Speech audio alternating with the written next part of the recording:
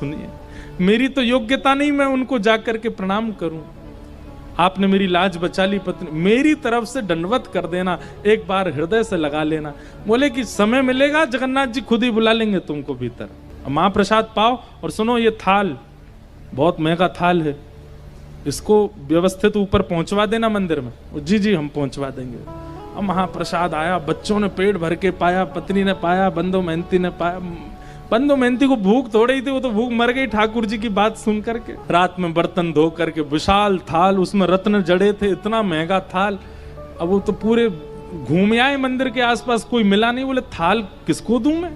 ठाकुर जी की लीला, ना द्वार पर कोई है, ना कहीं कोई स्थान है रखने का। और मन में सोच रहे मैं कहीं भी रख के चला जाऊं तो कोई ले गया तो अपने पास छुपा करके थाल को धर लिया। सुबह होगी, द्वार खुलेंगे तो भीतर दे दूंगा पुजारी जी को। प्रातः काल होते ही महाराज मंदिर में हड़कंप मच गया। ठाकुर जी का थाल चोरी हो गया, ठाकुर जी का थाल चोरी हो गया। रसोई घर से दूसरी आवाज आने लगी। बोले क्यों? हंडियां फूटी पड़ी हैं, चावल बिखरे पड़े हैं, पता नहीं कौन भीतर घुसा था, सारी सामग्रियां फैला दी हैं। ठाकुर जी हैं, व्यवस्थित थोड़ी रहते हैं, यूं यूं उठा दिए होंगे सब सामान, गिर दी होंगी हंडी।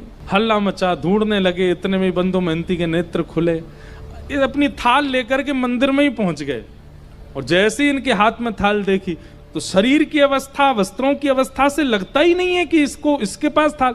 चोर ही मालूम पड़ रहा था। बिना पूछे बिना जाने ही मारपीट शुरू कर दी। और जैसी मारपीट होनी शुरू हुई, बंधु मेहंती तो वाह जगन्नाथ, जय हो जगन्नाथ, आहा जगन्नाथ। रात में तो छेना पोड़ा खिला रहे थे, रात में तो रसगुल्ला खिला, सुबह लात घुसा पड़वा रहे हो। वाह जगन्नाथ, तेरी लीला बड़ी अद्भुत है। पत्नी आकर इनको मत मारिए, ये जगन्नाथ जी के मित्र। बोले अच्छा जगन्नाथ जी का मित्र, इसको बताते हैं हम। अरे रात में जगन्नाथ जी ही दे करके गए। हाँ जगन्नाथ जी पे और तो कोई काम ही नहीं, इसको देने जाएंगे। इस पर पहनने के लिए वस्त्र तो अच्छे नहीं है, महाप्रभु जगन्नाथ इसको महाप्रसाद पवाएंगे।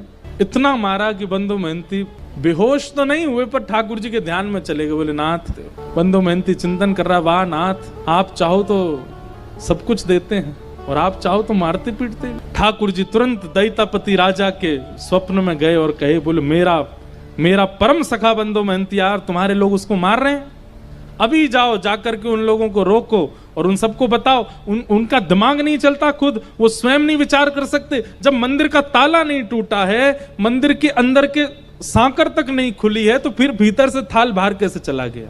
अरे मानव को ताला तोड़ना पड़ेगा, सांकर खोलनी पड़ेगी, तभी वो किसी सामग्री को चुरा सकता है। पर मेरे लिए कोई द्वार नहीं होता, कोई ताला नहीं, मैं जहां चाहूं जा सकता हूं। बता दो, थाल वो नहीं लेके आया, मैं दे के आया, मेरा मित्र बंधु मेहंती आया। राजा ने आकर के सब